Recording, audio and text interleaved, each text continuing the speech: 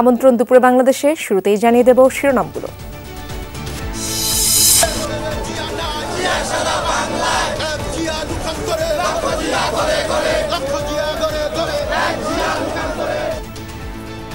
জন্মবার্ষিকীতে জিয়ার সমাধিতে বিএনপি নেতাকর্মীদের শ্রদ্ধা, সংস্কার ও নির্বাচনের প্রস্তুতি দুটোই চলতে পারে একসাথে, বললেন মির্জা ফখরুল। সংস্কার এবং নির্বাচনের মধ্যে কোনো বিরোধ নেই। সংস্কারও চলবে, নির্বাচন হবে এবং যে সরকার আসবে, যারা যে দল সরকারে আসবে তারা সেই সংস্কারগুলোকে এগিয়ে নিয়ে যাবে। আইএফআইসি ব্যাংকের চেক ডিসঅনার মামলায় সাকিব আল হাসানের বিরুদ্ধে গ্রেফতারি পরোয়ানা, আসামি করা হয়েছে আরও ৩ জনকে। প্রায় ১০০ আসামির উপস্থিতিতে চলছে পিলখানা ট্র্যাজেডির বিস্ফোরক মামলার সাক্ষ্য গ্রহণ ও জামিন শুনানি। মুক্তির দাবিতে স্বজনদের মানববন্ধন। জুলাই অভ্যুত্থানের বার্তা অনুধাবন করতে পারেনি ভারত, অভিমত বিশ্লেষকদের। দুদেশের সম্পর্ক ভালো না হলে ভুগবে পুরো অঞ্চল। তরুণ প্রজন্ম নতুন একটা দেশ গড়তে চাচ্ছে, সেই কাজটাতে তারা সহযোগী থাকলে আমার ধারণা ভারত বাংলাদেশ সম্পর্ককে স্বাভাবিক পর্যায়ে ফিরিয়ে আনা সম্ভব। ফসল উৎপাদন ১৫ বছর ধরে মিথ্যা তথ্য দিয়েছে আওয়ামী লীগ সরকার, বললেন প্রেস সচিব। এ কারণেই বাজার নিয়ন্ত্রণে হিমশিম খেতে হচ্ছে। পূর্ণ তফসিলের পাশাপাশি সুদ মাফ পাচ্ছেন খেলাপি গ্রাহকরা। সবাইকে ঢালাওভাবে সুবিধা দেওয়া হবে না, বলছে বাংলাদেশ ব্যাংক।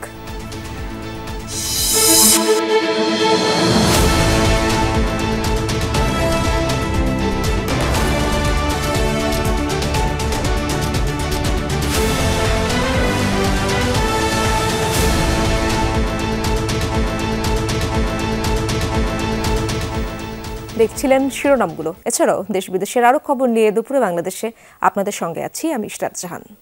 সংস্কারের সাথে নির্বাচনের কোনো বিরোধ নেই, দুটি একসাথে চলতে পারে বলে মন্তব্য করেছেন বিএনপি মহাসচিব মির্জা ফখরুল ইসলাম আলমগীর। সকালে রাজধানীর চন্দ্রিমা উদ্যানে বিএনপির প্রতিষ্ঠাতা জিয়াউর রহমানের জন্মবার্ষিকীতে তার সমাধিতে শ্রদ্ধা নিবেদন শেষে কথা বলেন তিনি। ফখরুল আরও বলেন, রাজনৈতিক দলগুলোর সাথে আলাপ করেই সংস্কার কমিশনের রিপোর্ট চূড়ান্ত করতে হবে। 4 সংস্কার কমিশন যেসব প্রস্তাব দিয়েছে তা বাস্তবায়নে রাজনৈতিক দলগুলোর ঐক্যমত্য প্রয়োজন। রাজনৈতিক দলের পাশাপাশি ছাত্র সংগঠন ও সরকারের সহযোগিতা ছাড়া সংস্কার কমিশনের প্রস্তাবগুলো বাস্তবায়ন সম্ভব নয় বলেও মন্তব্য করেন বিএনপি মহাসচিব। আমরা প্রাথমিকভাবে এখনই কোনো মন্তব্য করতে চাই না, এই জন্য যে পুরো রিপোর্ট আমাদের কাছে এসে পৌঁছেনি। সরকার যেটা বলেছে এবং যে পরিকল্পনা করেছে, এই রিপোর্টগুলো পাওয়ার পর রাজনৈতিক দলগুলোর সঙ্গে আলোচনা করবে, তারপরেই সিদ্ধান্ত হবে এবং ঐক্যমত ছাড়া কোনোটাই গ্রহণযোগ্য হবে না। সংস্কার এবং নির্বাচনের মধ্যে কোনো বিরোধ নেই। সংস্কারও চলবে, নির্বাচন হবে এবং যে সরকার আসবে, যারা যে দল সরকারে আসবে তারা সেই সংস্কারগুলোকে এগিয়ে নিয়ে যাবে। দেশের অগ্রযাত্রা এবং রাজনৈতিক ইতিহাসের অন্যতম চরিত্র জিয়াউর রহমান। দেশের বৃহৎ এবং জনপ্রিয় রাজনৈতিক দল বিএনপি প্রতিষ্ঠাতা করেছিলেন তিনি। অগ্রগামী দেশকে পিছিয়ে দিতে দেশি বিদেশি চক্রান্তে তাকে হত্যা করা হয়েছিল বলে মনে করেন বিশ্লেষকরা। জিয়াউর রহমানের জন্মদিনে বিএনপির কর্মী সমর্থকদের প্রতি তাদের আহ্বান, দেশপ্রেমিক হতে হবে জিয়ার মতো। সাইফুদ্দিন রবিনের রিপোর্টে বিস্তারিত। প্রিয় দেশবাসী, আসসালামু আলাইকুম। ডাকনাম কমল, যেন নদী বিধৌত বাংলাদেশের বুকে এক জলজ ফুল। জিয়াউর রহমানের জন্ম 1936 সালে বগুড়ার বাগবাড়িতে। সেনাবাহিনীতে যোগ দেন 1955 সালে। সেনা কর্মকর্তা হিসেবে দারুণ দৃঢ়চেতা চৌকস ব্যক্তিটি আলোচনায় আসেন 1971-এ। চট্টগ্রাম কালুরঘাট বেতার কেন্দ্র থেকে ভেসে আসা তার কণ্ঠ সেদিন সাহস জুগিয়েছিল স্বাধীনতাকামী বাঙালিকে। মুক্তিযুদ্ধে সাহসিকতার জন্য বীরুত্তম খেতাব পান জেট ফোর্সের এই সেক্টর কমান্ডার। 1975-এর 7 নভেম্বর সিপাহী জনতার বিপ্লবের মধ্য দিয়ে আবার মঞ্চে আগমন ঘটে জিয়ার। আপনারা নেতৃত্ব দিতে চান, আপনাদেরকে জনগণের মধ্যে যেতে হবে। 77 সালে হন রাষ্ট্রপতি। 1978 সালে বিএনপি প্রতিষ্ঠা করে হয়ে ওঠেন জনমানুষের জিয়া, রাজনীতিক জিয়া। কেমন ছিল তার পথ চলা? সমকালীন যে সংস্কার আলাপ, জিয়ার হাত ধরে তার অনেক কিছুরই শুরু বলে মনে করেন পর্যবেক্ষক আর বিএনপি নেতারা। তার দেশপ্রেম এবং সততা যতদিন বাংলাদেশ থাকবে, জনগণের মনে এর একটা দীর্ঘস্থায়ী প্রভাবও পড়বে। জিয়ার রাজনীতি ছিল একটা নতুন ধরনের রাজনীতি, যেখানে প্রথমবারের মতো জনগণ দেখতে পেল যে একজন রাষ্ট্রনায়ক বা রাষ্ট্রের সর্বোচ্চ ব্যক্তি তিনি মাইলের পর মাইল পায়ে হেঁটে পরিভ্রমণ করছেন, জনগণের সাথে হাত মিলাচ্ছেন। জিয়াউর রহমানের রাজনীতি ছিল গণমুখী রাজনীতি, গ্রামীণ সরকার প্রতিষ্ঠার মাধ্যমে গ্রাম উন্নয়ন এবং তাতে করে সমস্ত বাংলাদেশের উন্নয়ন সম্ভব এই পরিকল্পনা ছিল। খাল কাটা কর্মসূচি, কাজে 19 দফা কর্মসূচি, এটা ছিল আসলে এই জাতির ভাগ্য পরিবর্তনের কর্মসূচি। নেতৃত্ব তাকে নিয়ে গিয়েছিল দেশের পথে প্রান্তরে, তেমনি আন্তর্জাতিক মঞ্চেও জিয়া হয়ে ওঠেন গুরুত্বপূর্ণ।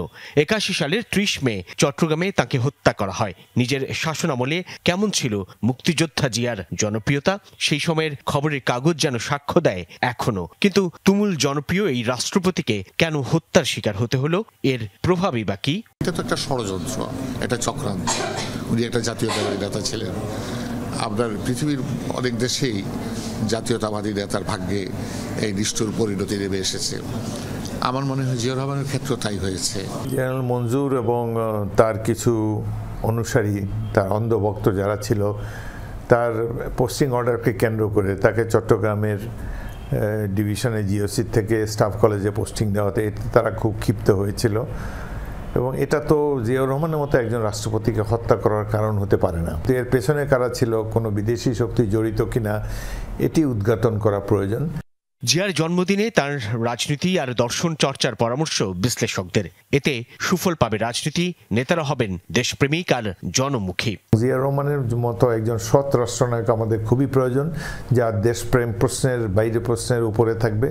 সাইফুদ্দিন রবিন, যমুনা নিউজ, ঢাকা। জাতীয় ক্রিকেট দলের সাবেক অধিনায়ক ও সাবেক সংসদ সদস্য সাকিব আল হাসানের বিরুদ্ধে গ্রেপ্তারি পরোয়ানা জারি করেছেন আদালত। রোববার ঢাকার অতিরিক্ত চিফ মেট্রোপলিটন ম্যাজিস্ট্রেট জিয়াউর রহমানের আদালত এই আদেশ দেন। আইএফআইসি ব্যাংকের চেক ডিসঅনার মামলায় এই গ্রেপ্তারি পরোয়ানা জারি করা হয়। একই মামলায় সাকিব ছাড়াও আরও 3 জনের বিরুদ্ধে গ্রেপ্তারি পরোয়ানা জারি করা হয়েছে। গত 18 ডিসেম্বর সাকিব সহ 4 জনের বিরুদ্ধে সমন জারি করেন আদালত। মামলার অন্য আসামিরা হলেন সাকিব আল হাসান, অ্যাগ্রো ফার্ম লিমিটেডের এমডি গাজী শাহগীর হোসাইন, প্রতিষ্ঠানটির পরিচালক ইমদাদুল হক ও মালাইকা বেগম। 4 আসামির বিরুদ্ধে 4,14,57,000 টাকার চেক ডিসঅনারের মামলাটি করা হয় 15 ডিসেম্বর। 18 জানুয়ারি আসামিদের আদালতে হাজির হতে বলা হয়েছিল, কিন্তু তারা গতকাল হাজির না হওয়ায় আজ তাদের বিরুদ্ধে গ্রেফতারি পরোয়ানা জারি করেন আদালত। পিলখানা ট্র্যাজেডি ঘটনায় বিস্ফোরক আইনে করা মামলায় সাক্ষ্য গ্রহণ ও প্রায় 400 আসামির জামিন শুনানি চলছে। কেরানীগঞ্জ কেন্দ্রীয় কারাগার সংলগ্ন অস্থায়ী আদালতে চলছে কার্যক্রম। আদালতে হাজির করা হয়েছে প্রায় 100 আসামিকে। আদালতে রাষ্ট্রপক্ষে সাক্ষ্য দিয়েছেন সেনাবাহিনীর সাবেক মেজর ইউসুফ। সকালেই কেরানীগঞ্জ ও কাশিমপুর কারাগার থেকে আনা হয় আসামিদের। আদালতের কার্যক্রম শুরুর খবর পেয়ে ভোর থেকেই বিডিআর জওয়ানদের জামিনের দাবিতে কারাগারের সামনে অবস্থান নেন স্বজনরা।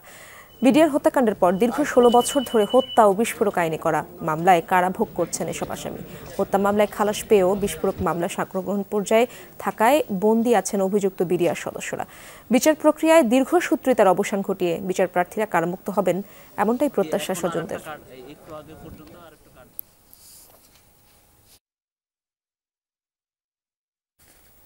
জুলাই অভ্যুত্থানের বার্তা প্রতিবেশী ভারত এখনও পড়তে পারেনি ধারণা আন্তর্জাতিক সম্পর্ক বিশ্লেষকদের। মূলত সে কারণেই ঢাকা দিল্লি সম্পর্কে টানাপোড়েন। সংকট সমাধানে ভারতের আন্তরিকতার ঘাটতি আছে বলে মনে করেন তারা। বলেছেন, দ্বিপাক্ষিক সম্পর্ক ভালো না হলে কেবল দুদেশ নয়, ভুগতে হবে পুরো অঞ্চলকে। 15 বছর আগের বাংলাদেশ আর পাবে না ভারত, এমন মন্তব্য করে নতুন সরকারের সাথে দূরত্ব কমানোর তাগিদ বিশেষজ্ঞদের। জুলাই গণ অভ্যুত্থানের পর পাল্টেছে অনেক কিছু। সেই বদলের সারথি যেমন দেশের মানুষ, তেমনি বাংলাদেশের বন্ধুরাষ্ট্র উন্নয়ন সংস্থাগুলোও।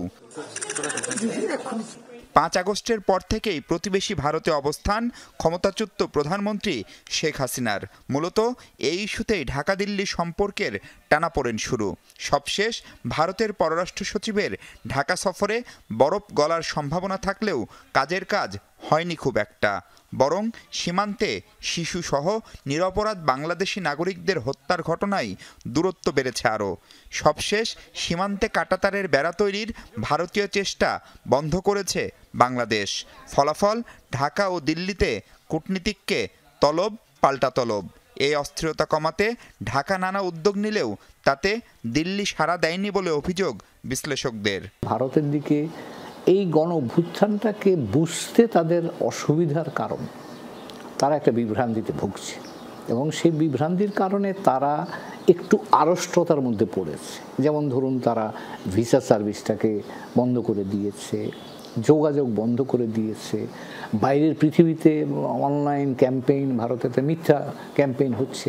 বিবিসি খ্যাত সাংবাদিক ডেভিড লয়েন এখন কাজ করছেন লন্ডনের কিংস কলেজে। প্রায় 4 দশক ধরে দক্ষিণ এশিয়া পরিস্থিতি নিয়ে বোঝাপড়া তার। বলছিলেন, গত 5 দশকেও বাংলাদেশের সাথে প্রকৃত অর্থে বন্ধুত্বপূর্ণ সম্পর্ক তৈরি করতে না পারা বড় দেশ হিসেবে ভারতের ব্যর্থতা।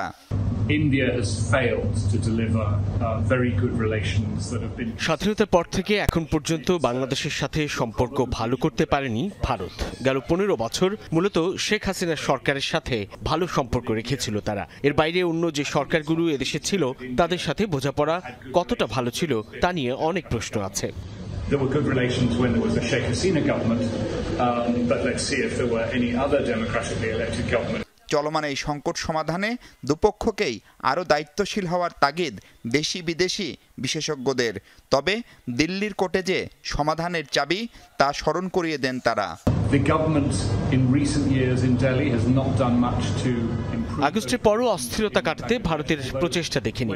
আন্তর্জাতিক অঙ্গনে বাংলাদেশের যেসব শুভাকাঙ্ক্ষী আছেন তাদের কাজে লাগিয়ে ভারতের কাছে বাংলাদেশের বার্তা স্পষ্ট করতে হবে। আসলে এটাই বাংলাদেশ ভারত সম্পর্ক ভালো করার সঠিক সময়। ভারতকে আমার মনে হয় তারা যত বেশি বুঝতে পারবে যে এখানে একটা বাংলাদেশ নূতন একটা আত্মমর্যাদার বোধ তাদের মধ্যে এসছে এবং তরুণ প্রজন্ম নতুন একটা দেশ গড়তে চাচ্ছে, সেই কাজটাতে তারা সহযোগী থাকলে আমার ধারণা ভারত বাংলাদেশ সম্পর্কটাকে স্বাভাবিক পর্যায়ে ফিরিয়ে আনা সম্ভব। প্রতিবেশী বদলের সুযোগ নেই, তাই পারস্পরিক স্বার্থ অক্ষুণ্ণ রেখে বন্ধুত্বপূর্ণ সম্পর্ক রাখতে দুদেশকেই উদ্যোগ নেয়ার আহ্বান জানান তারা। এবং এই ডিফারেন্ট বাংলাদেশটাকে বোঝার জন্য মাহফুজ মিশু, যমুনা নিউজ, ঢাকা। চাঁপাইনবাবগঞ্জের কিরণগঞ্জ সীমান্তে নতুন করে আর কোনো অপ্রীতিকর ঘটনা ঘটেনি। জোরদার আছে নিরাপত্তা। সীমান্ত এলাকায় সতর্ক অবস্থানে বিজিবি সদস্যরা বাড়ানো হয়েছে টহল তল্লাশি। বেরিয়ে আসছে শনিবারের সংঘর্ষের ক্ষয়ক্ষতি। একটি কুলের বাগান কেটে ফেলেছে ভারতীয়রা। আম গাছ সহ বিভিন্ন ফসলের ক্ষেতেও ক্ষতি করা হয়েছে। শনিবার আম গাছ আর ফসল কাটাকে কেন্দ্র করে সীমান্তে উত্তেজনা দেখা দেয়। সাউন্ড গ্রেনেডও ছোড়ে বিএসএফ, তাতে আহত হন 5 বাংলাদেশি কৃষক। পদ্মাপাড়ের মানুষের কঠোর প্রতিরোধে পিছু হটে বিএসএফ সহ ভারতীয়রা। পরে পতাকা বৈঠকে বসে দুদেশের সীমান্তরক্ষী বাহিনী। সীমান্তের দুপাশেই মোতায়েন করা হয় বিজিবি, বিএসএফ এর অতিরিক্ত সদস্য। দর্শক, এই ব্যাপারে বিস্তারিত তথ্য জানবো। চাঁপাইনবাবগঞ্জ যেতে চাই আমার সহকর্মী মনোয়ার হোসেন জুয়েল, সেখানে রয়েছেন। জুয়েল, সীমান্ত এলাকায় তো রয়েছেন আপনি, এখন সেখানে কি অবস্থা দেখছেন এবং স্থানীয় বাসিন্দাদের প্রতিক্রিয়া জানাবেন, তারা কি বলছেন?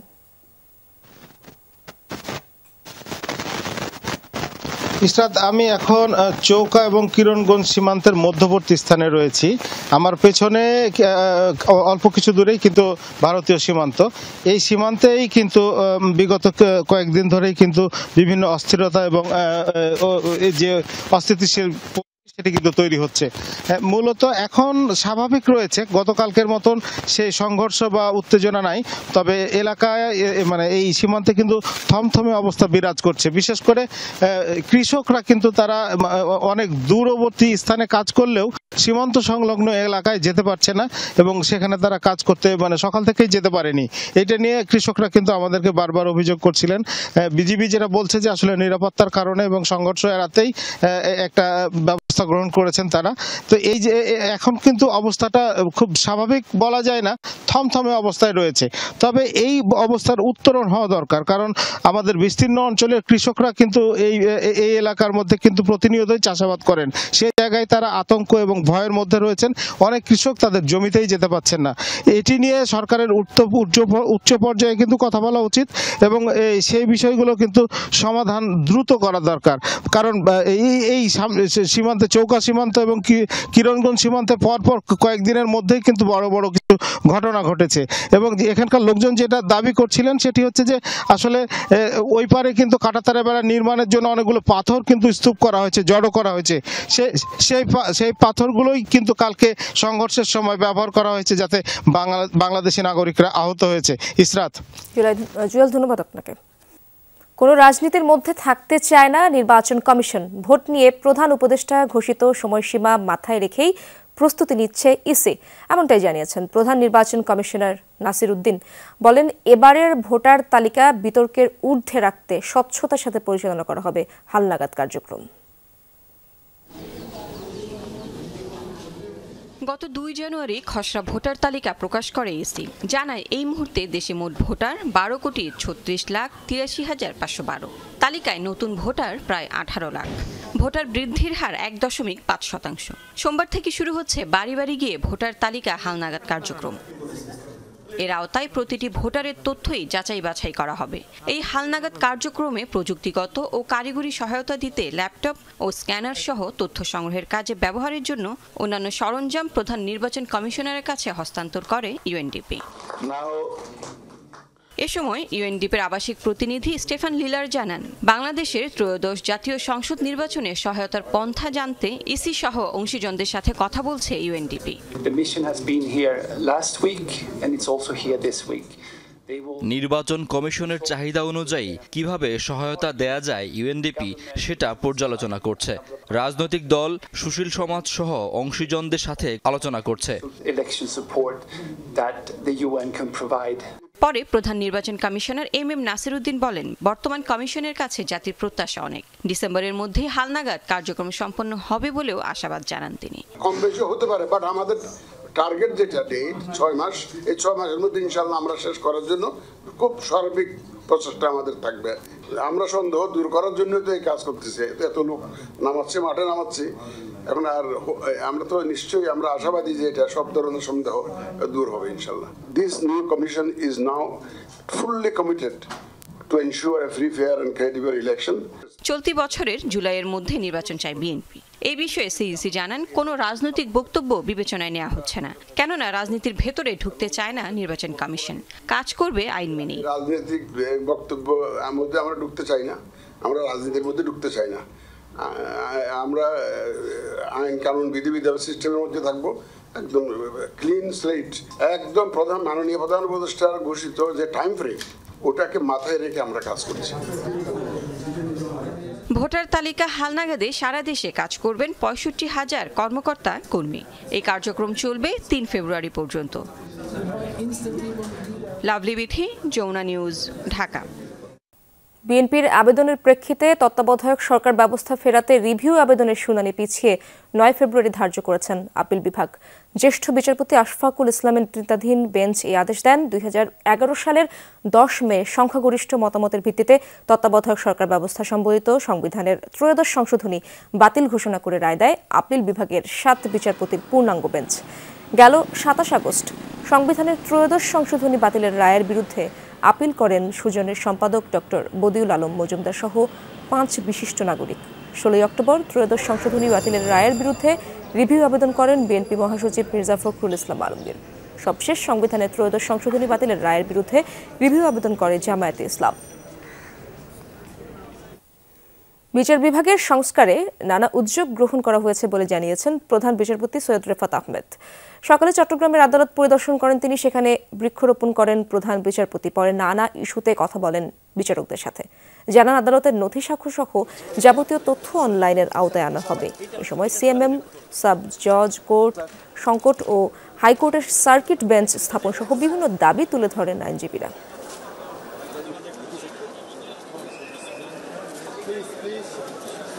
বিভিন্ন কোর্ট পরিদর্শন করছি, আর আমরা তো একটা সংস্কারের একটা উদ্যোগ নিয়েছি, তো সেটার পরিপ্রেক্ষিতেই সেটাকেই আমাদের উদ্দেশ্য রেখেই আলোচনাগুলো হচ্ছে। আগের সরকার সীমান্ত নিয়ে কোনো কথা বলেনি, তাই উত্তেজনা ছিল না। বর্তমান সরকার কোনো ছাড় দিচ্ছে না বলেই এত আলোচনা বলে জানিয়েছেন স্বরাষ্ট্র উপদেষ্টা অবসরপ্রাপ্ত লেফটেন্যান্ট জেনারেল মোহাম্মদ জাহাঙ্গীর আলম চৌধুরী। সকালে বিসিএস ও জুডিশিয়াল সার্ভিসের কর্মকর্তাদের সনদপত্র বিতরণ অনুষ্ঠানে এসব কথা বলেন তিনি।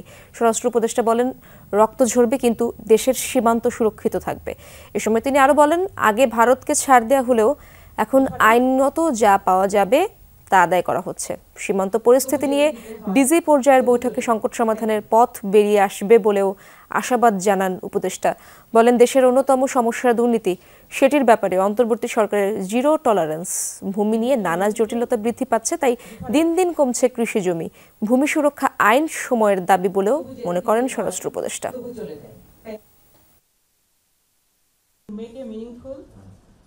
মেজর কোনো কিছু না, এটা নিয়ে ওই বিএসএফ এবং বিজিবির ভিতর আলোচনার মাধ্যমে এটা একটা সমাধান হয়ে গেছে। আর ওই জানেন বর্ডার বেল্টে ওই কিছু কিছু জায়গা আছে যে জায়গায় ওই এই পার্টি ওই পার্টি ওখানে যায়, এরা এদিকে আসে, এই সমস্যাটা আছে এবং এটা অচিরেই সমাধান হয়ে যাবে। কতটুকু সংস্কার হবে সে বিষয়ে রাজনৈতিক দলগুলো ঐক্যমত্যে না পৌঁছালে নির্বাচন আয়োজন কঠিন হবে, এমন মন্তব্য করেন প্রেস সচিব শফিকুল আলম। রাজধানীর প্রেস ইনস্টিটিউটে কৃষি বিষয়ক সাংবাদিক কর্মশালার উদ্বোধন শেষে তিনি কথা বলেন। শফিকুল আলম বলেন, সবচেয়ে ভালো নির্বাচন আয়োজনের লক্ষ্যে কাজ করছে অন্তর্বর্তী সরকার। দ্রুত সংস্কার কাজ সম্পন্ন করতে রাজনৈতিক দলগুলোকে একমত হতে হবে। আওয়ামী লীগের ভবিষ্যৎ রাজনৈতিক দলগুলো ঠিক করবে জানিয়ে প্রেস সচিব বলেন, দলটিকে নিষিদ্ধ করার পরিকল্পনা নেই বর্তমান সরকারের। সরকারি কর্মকর্তা কর্মচারীদের মহার্ঘ ভাতা প্রদানকে যুক্তিযুক্ত সিদ্ধান্ত উল্লেখ করে শফিকুল আলম জানান, আশপাশের দেশের প্রেক্ষাপট বিবেচনা করেই ভাতা দেওয়ার সিদ্ধান্ত হয়েছে। বলেন, আওয়ামী লীগ সরকার 15 বছর ধরে ফসল উৎপাদন নিয়ে মিথ্যা তথ্য দিয়েছে। বছরের পর বছর উৎপাদন বৃদ্ধির কথা বলা হলেও বাস্তব পরিস্থিতি ছিল উল্টো। এসব মিথ্যা তথ্যের কারণেই বাজার নিয়ন্ত্রণে হিমশিম খেতে হচ্ছে বলেও জানান তিনি। তো আমরা খুব সিরিয়াসলি ইন্টারিম গভর্নমেন্ট ম্যাক্রোইকোনমিক স্ট্যাবিলিটিটা রেস্টোর করতে হচ্ছে। আর ম্যাক্রোইকোনমিক স্ট্যাবিলিটি রেস্টোর করতে হলে আপনার দেশের ট্যাক্স জিডিপি রেশিও বাড়াতে হবে। বিকজ আপনি যেই ঋণ ওনারা করে যাচ্ছেন সেই ঋণের টাকা তো আমাদের দিতে হচ্ছে, এই দায় তো আমার নিতে হচ্ছে। যেগুলো দরকার সেই সমস্ত প্রজেক্ট নিচ্ছেন, এবং ওই যে ঋণের টাকা সেটা কে দিতে হচ্ছে? বাংলাদেশ গভর্নমেন্ট, বাংলাদেশের মানুষকেই তো দিতে হচ্ছে। আর ওনারা বড় বড় কথা বলেন, চোর ইকোনমিক করে গেছেন, আবার বড় বড় কথা বলেন। মুন্সিগঞ্জের চর মুক্তারপুর এলাকায় জাহাজ ডাকাতির ঘটনায় 8 জনকে গ্রেপ্তার করেছে নৌপুলিশ। তারা সবাই ডাকাত দলের সদস্য। সকালে সংবাদ সম্মেলনে এসব তথ্য জানান নৌপুলিশের ডিআইজি মিজানুর রহমান। তিনি বলেন, অভিযানে প্রায় 350 মেট্রিক টন ফার্নেস অয়েল সহ বেশ কিছু অস্ত্রশস্ত্র উদ্ধার হয়েছে। এই পুলিশ কর্মকর্তা আরও জানান, জাহাজ ডাকাতির ঘটনায় মূল হোতারা নজরদারিতে রয়েছে। নৌপুলিশের সক্ষমতা বাড়াতে সরকার কাজ করে যাচ্ছে বলেও জানান নৌপুলিশ ডিআইজি। গত 10 জানুয়ারি মুন্সিগঞ্জের চর মুক্তারপুর এলাকায় শীতলক্ষা নদীর মোহনায় ডাকাতির শিকার হয় সহ বেশ কিছু অস্ত্রশস্ত্র উদ্ধার হয়েছে। এই পুলিশ কর্মকর্তা আরও জানান, জাহাজ ডাকাতির ঘটনায় মূল হোতারা নজরদারিতে রয়েছে। নৌপুলিশের সক্ষমতা বাড়াতে সরকার কাজ করে যাচ্ছে বলেও জানান নৌপুলিশ ডিআইজি। গত 10 জানুয়ারি মুন্সিগঞ্জের চর মুক্তারপুর এলাকায় শীতলক্ষা নদীর মোহনায় ডাকাতির শিকার হয় ওটি বিন জামান 1 নামের জাহাজটি। এই ঘটনায় শনিবার পর্যন্ত অভিযান চালিয়ে গ্রেফতার করা হয় 8 জনকে। সংগঠিত হয় এবং অবৈধ পার্কেট আটক, অবৈধ নৌযান আটক, অবৈধভাবে বালু উত্তোলন, এই বিষয়গুলো আমরা প্রায়োরিটি দিয়ে আমরা আমাদের নৌপুলিশের কার্যক্রম বিস্তৃত করেছি। সরকারের পক্ষ থেকে, আমাদের পুলিশের সদর দপ্তরের পক্ষ থেকে এখন সর্বোচ্চ গুরুত্ব দেওয়া হচ্ছে যাতে নৌপুলিশের সক্ষমতা আরও বৃদ্ধি করা যায় এবং নৌপুলিশকে আরও বেশি খুব দ্রুততার সাথে কাজে লাগানো যায়, সেই চেষ্টা অব্যাহত আছে।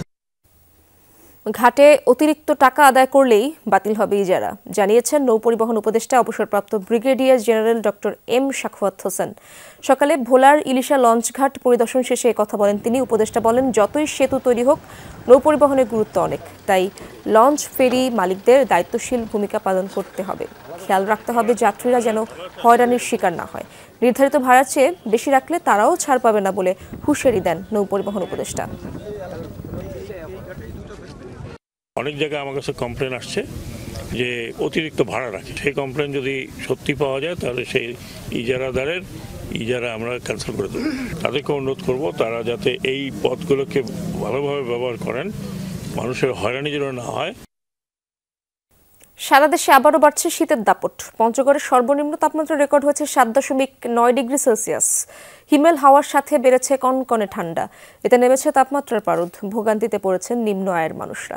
সকালে কুয়াশায় ঢাকা ছিল চারপাশ। আবহাওয়া অফিস জানিয়েছে আগামী 3 দিনে তাপমাত্রা আরও কমতে পারে, বাড়তে পারে শীত। আংশিক মেঘলা আকাশ সহ সারা দেশের আবহাওয়া শুষ্ক থাকতে পারে। মাঝারি শৈত্যপ্রবাহের কবলে পড়েছে পঞ্চগড় সহ কয়েক জেলা।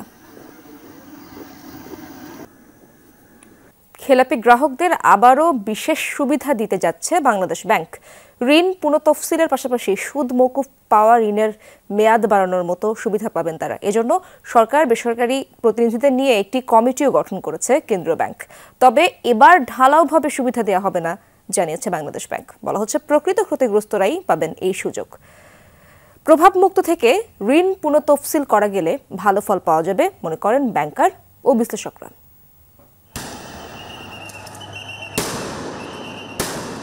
সরকার পতনের আন্দোলন এবং রাজনৈতিক পট পরিবর্তনে ক্ষতিগ্রস্ত হয়েছে অনেক শিল্প কলকারখানা, ব্যাহত হয়েছে উৎপাদন। রাশিয়া ইউক্রেন যুদ্ধের কারণেও ক্ষতির মুখে পড়েছেন অনেকে। আবার বিগত সরকারের রোষানলে পড়ে ব্যবসা চালাতে না পেরে খেলাপি হয়েছেন অনেক উদ্যোক্তা। এসব কারণে খেলাপি ঋণ পুনঃতফসিলে বিশেষ সুবিধার আবেদন জানিয়েছে ব্যবসায়ীদের বিভিন্ন সংগঠন। তাদের আবেদনে সাড়া দিয়ে বিশেষ ছাড়ে পুনঃতফসিলের উদ্যোগ নিচ্ছে বাংলাদেশ ব্যাংক। তবে ঢালাওভাবে না দিয়ে এবার প্রকৃত ক্ষতিগ্রস্তদের সুবিধা দিতে চাই। তাই পুরো প্রক্রিয়াটি স্বচ্ছভাবে করতে আলাদা কমিটি গঠন করেছে নিয়ন্ত্রক সংস্থা, যারা ক্ষতিগ্রস্তদের আবেদন যাচাই বাছাই করবে। এই উদ্যোগে ইচ্ছাকৃত খেলাপিরা কোনো সুবিধা পাবে না বলে জানিয়েছে বাংলাদেশ ব্যাংক। ব্যাংকগুলো পর্যালোচনা করবে, প্রথমে ব্যাংকগুলো পর্যালোচনা করে এই সুপারিশ কমিটিতে এটা পাঠাবে। সুপারিশ কমিটি তখন এগুলো পর্যালোচনা করবে। তবে এই পর্যালোচনার ক্ষেত্রে এই যে সমস্ত ঋণগুলো নিয়ন্ত্রণ বহির্ভূত কারণে শ্রেণীকৃত হয়েছে শুধুমাত্র সেই কেসগুলো দেখবে। এখানে কোনো ইচ্ছাকৃত খেলাপি এই পর্যালোচনার মধ্যে আসবে না। রাজনৈতিকভাবে প্রভাবযুক্ত কোনো ঋণকে পুনঃতফসিলীকরণের সুবিধা এই সুপারিশ কমিটি করবে না। সুপারিশ কমিটি খুব নির্মোহভাবে পর্যালোচনা করবে এবং এটাই আমাদের প্রত্যাশা। বাংলাদেশ ব্যাংকের এই উদ্যোগকে ইতিবাচক হিসেবে দেখছেন ব্যাংকার ও বিশ্লেষকরা। যদিও আগে দেয়া বিশেষ সুবিধার অভিজ্ঞতা ভালো নয় বলেও জানান তারা। তবে প্রভাবমুক্ত থেকে প্রকৃত ক্ষতিগ্রস্তদের সুবিধা দেয়া হলে ভালো ফল পাওয়া যাবে বলে মনে করেন বিশ্লেষকরা। আমার কাছে মনে হয় যে এইভাবে যদি ঠিকমতো ব্যাংক কাস্টমার ভিত্তিতে হয় এবং ব্যাংকার যদি তার জেনুইননেস দেখে করে সেন্ট্রাল ব্যাংকে পাঠায় এবং সেন্ট্রাল ব্যাংকের যদি কমিটি যদি কোনো কিছু প্রভাবিত না হয়ে যেতে হয়, তাহলে আমার কাছে মনে হয় এটা ওগুলোর চেয়ে ডিফারেন্ট। ওগুলোতে কিন্তু ব্ল্যাঙ্কেট ছিল এবং ওগুলি কিন্তু ওই সব পলিসিগুলো করা হয়েছিল কিছু কাস্টমারকে মাথায় রেখে। বোর্ডের আওতামুক্ত হয়ে প্রফেশনালি দায়িত্ব পালন করে, নিয়মকানুন মেনে দায়িত্ব পালন করে, তাহলেও কিন্তু এই ধরনের কাজটা ভালো হওয়ার সম্ভাবনা ভালো। সেটা সেন্ট্রাল ব্যাংকের কমিটির মাধ্যমে যদি যেটা হবে সেটাও যেন ডিউ ডিলিজেন্স মেনে এবং ইন্ডিপেন্ডেন্টলি কাজ করতে পারে। কোনো ডিকটেশন কি প্রভাব খাটানোর চেষ্টা করা হলে সেটা যদি মুক্ত থাকতে পারে, আমি মনে করি ওই ক্ষেত্রেই এই রেজাল্টটা আসবে। বিশেষ সুবিধায় ঋণ পুনঃতফসিলের বিষয়ে খুব শিগগিরই প্রজ্ঞাপন জারি করবে Bangladesh Bank. Alamgir Hossain, Jamuna News, Dhaka. Benjamin নেতানিয়াহুর একগুঁয়েমিতে গাজায় এখনও কার্যকর হয়নি যুদ্ধবিরতি। হামাস মুক্তি পেতে যাওয়া জিম্মিদের তালিকা প্রকাশ না করায় চুক্তি কার্যকরে বিলম্বের নির্দেশ দিয়েছেন ইসরায়েলি প্রধানমন্ত্রী। গাজায় স্থানীয় সময় সকাল 8:30 অর্থাৎ বাংলাদেশ সময় 12:30টায় কার্যকর হওয়ার কথা ছিল বহুল প্রতীক্ষিত যুদ্ধবিরতি। রুদ্ধশ্বাসে অপেক্ষা করছে উপত্যকাবাসী। নিজ বাড়িতে ফিরতে উদ্গ্রীব লাখ লাখ বাসিন্দা। যদিও দক্ষিণ থেকে উত্তরে যাওয়ার ক্ষেত্রে নেতজারিম করিডোর ব্যবহার থেকে বিরত থাকার নির্দেশনা দিয়েছে ইসরায়েল। চুক্তি অনুযায়ী রোববার স্থানীয় সময় 4টার পর 3 নারী জিম্মিকে মুক্তি দেওয়ার কথা হামাসের, তবে তাদের নাম পরিচয় জানানো হয়নি। বিনিময়ে ইসরায়েলি কারাগার থেকে ছাড়া পাবেন 95 ফিলিস্তিনি, যাদের বেশিরভাগ নারী ও শিশু। যুদ্ধবিরতি কার্যকরের আগ মুহূর্তেও গাজায় অব্যাহত রয়েছে ইসরায়েলি হামলা। গত 4 দিনে প্রাণ গেছে আরও 123 জনের। যুদ্ধবিরতি কার্যকরের আগেই নানা হুমকি ধামকি জারি রেখেছেন ইসরায়েলের প্রধানমন্ত্রী বেনিয়ামিন নেতানিয়াহু। শনিবার টেলিভিশনে দেয়া ভাষণে বলেন, চুক্তির প্রথম ধাপ অনুযায়ী কেবল অস্থায়ী যুদ্ধবিরতি হবে, দ্বিতীয় ধাপে পরিকল্পনা মতো না এগুলে আবার যুদ্ধ শুরু হবে গাজায়। এই ইস্যুতে যুক্তরাষ্ট্রের বর্তমান ও নবনির্বাচিত 2 প্রেসিডেন্টেরই সমর্থন রয়েছে জানান নেতানিয়াহু। হামাসকে নিঃসঙ্গ করে দেওয়ার দাবিও তার। হামাসের সাথে চুক্তির শর্ত অনুযায়ী মুক্তি পেতে যাওয়া জিম্মিদের চূড়ান্ত তালিকা চেয়েছেন আগেই। রোববার যুদ্ধবিরতি কার্যকরের আগ মুহূর্তে আবারও বেঁকে বসেন নেতানিয়াহু। জানান আগে তালিকা প্রকাশ করতে হবে, এরপর বাস্তবায়ন হবে চুক্তি। হামাস ইসরায়েল চুক্তির 4 দিনের মাথায় শনিবার প্রথমবারের মতো টেলিভিশনে বক্তব্য রাখেন ইসরায়েলি প্রধানমন্ত্রী। তেল আবিবের বিজয় হিসেবে উপস্থাপন করেন চুক্তিকে। দাবি করেন প্রথম ধাপে খসড়া প্রস্তাবে উল্লেখিত সংখ্যার দ্বিগুণের বেশি জিম্মিকে মুক্তি দিতে বাধ্য করা হচ্ছে হামাসকে। মধ্যপ্রাচ্যে ইরানের বলয়কে কাবু করার দাবিও করেন। পুরো ইরানি বলয়কে ব্যাপকভাবে দুর্বল করে দিয়েছি, আরও কিছুটা বাকি। মধ্যপ্রাচ্যের চেহারাই বদলে দিয়েছি আমরা। যুদ্ধবিরতির পরবর্তী ধাপের আলোচনা তাদের পরিকল্পনা মতো না হলে আবার অভিযান শুরুর হুঁশিয়ারি দিয়েছেন নেতানিয়াহু। এই ইস্যুতে জো বাইডেন ও ডোনাল্ড ট্রাম্প দুজনেরই সমর্থন রয়েছে বলেও দাবি করেন। চুক্তির প্রথম ধাপ অস্থায়ী যুদ্ধবিরতি, দ্বিতীয় ধাপে আলোচনা ফলপ্রসূ না হলে আবার যুদ্ধ শুরু করবে ইসরায়েল, আর তা হবে আরও বড় পরিসরে। প্রেসিডেন্ট জো বাইডেন এবং ডোনাল্ড ট্রাম্প দুজনেই ইসরায়েলের অভিযানের পক্ষে। বিশ্লেষকরা বলছেন গাজায় লক্ষ্য অর্জনে ব্যর্থ হয়েই হুমকি ধামকি দিয়ে যাচ্ছেন নেতানিয়াহু। রাজনৈতিক ক্যারিয়ার টিকিয়ে রাখার স্বার্থেই এমন কৌশল বলে মনে করা হচ্ছে। Dorothy Tasrin, Jamuna news.